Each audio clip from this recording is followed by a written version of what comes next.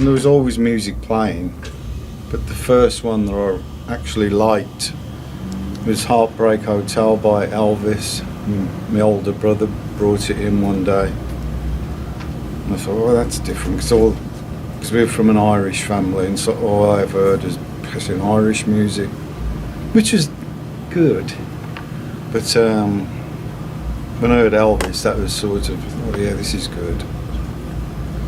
And then the first record I bought was Dizzy Gillespie LP, and so I used to like that. And then the first massive band that I loved was the Beatles. Although the first band that I'd heard that had accents like we had, because they were from Liverpool and we were from Birmingham. Up until then, all the English rockers used to try and sound American. The Beatles were the first ones that sounded like, that didn't try and lose their accents.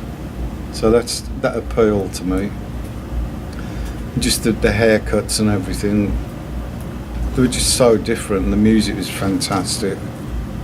And from then on, I wanted to be a Beatle. Yeah, my middle brother liked the Beatles as well, and he had a job, so he used to buy the records, and I used to play them.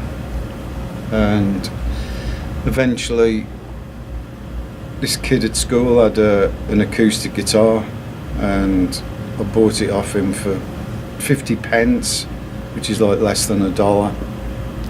And it only had 2 strings on it, but I used to play all the melodies of the Beatles songs on the 2 strings. Well, it took me 2 years to realise that if you put if you put your finger on the fretboard, you change the notes. It took me 2 years to realise that. And once I realised that, I just started playing all the Beatles melodies on the 2 strings. Then after that, I was getting good on just playing 2 strings, and my oldest brother bought me an actual 6-string acoustic guitar for £8, which was about $12. And that's when I really seriously started playing guitar. There was this book called Bert Wooden's Playing a Day book, and everybody bought it. Eric Clapton bought it.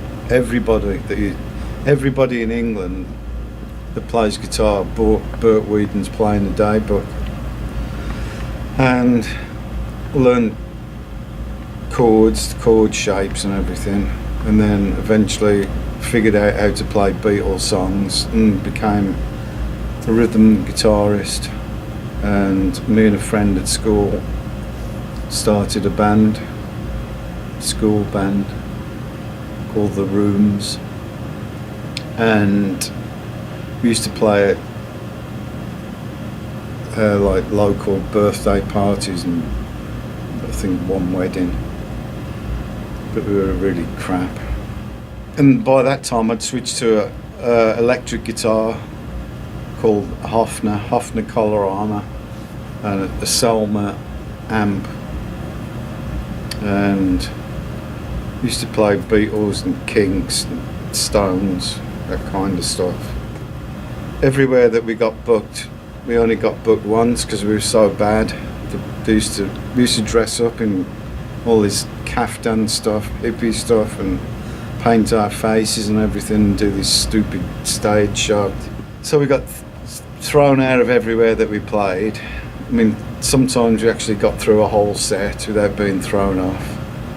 And I think the singer left, and I was looking for a singer, and I saw this advert for a guy called Ozzy Zigg, and the magic words has own PA. So I went round to Ozzy Zigg's house, and this skinhead answered the door, and I was like, oh my god, what's this? Because my hair was like right down here by this time. There's Ozzy with his skinhead hair. His baldy head. And the next day, oh no, he wasn't in at the time. His sister answered the door, and I says, is Ozzy Zigg? And she says, no, he's out at the moment. So then the next day, there's a knock on the door of my house, and I open the door, and there's this skinhead, and it was Ozzy, and he had chimney brush over his shoulder, and no shoes on, and a shoe on a dog leash, and I was like, what the hell is this guy? So we gave him an audition, and he was good. So me and him carried on with this band, which was by this time called the Rare Breed, because nobody booked the rooms because we were so bad. So we changed the name to the Rare Breed. We did a couple of gigs, and Ozzy didn't really like what we were doing, and neither did I by that time. The guitarist and the drummer weren't interested in going professional, and me and Ozzy wanted to. Well, I got fired from work, so I was sort of by accident accidentally professional. So even though we weren't getting paid anything, me and Ozzy decided to leave the band and try and find somebody else. So he got together with this sax player and this slide guitarist, who were Ozzy's mates, but we needed a drummer and a lead guitarist. So Ozzy says, well, I know this guy that I used to go to school with, and he's just come back from, he's just been busted for drugs up in the north of England. He's come back home now. So we went round to Tony's house, and Bill Ward was there, and he says, we're looking for a drummer, and oh, that's right, we were looking for a drummer but not a guitarist. And Bill said, I'll come and play with you, but you got to have Tony as well.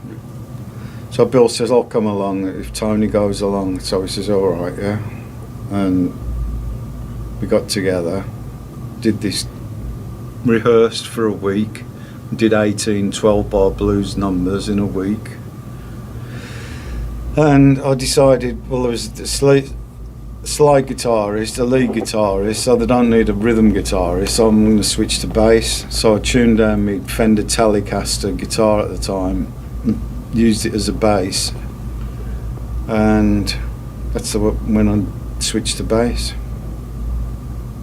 And I didn't actually play a bass on stage until we were on the way to our first gig. I'd never played a bass before, and on the way to the gig we passed our old bass player's house, and I borrowed his bass, and that night, that was the first time on stage I'd ever played a bass.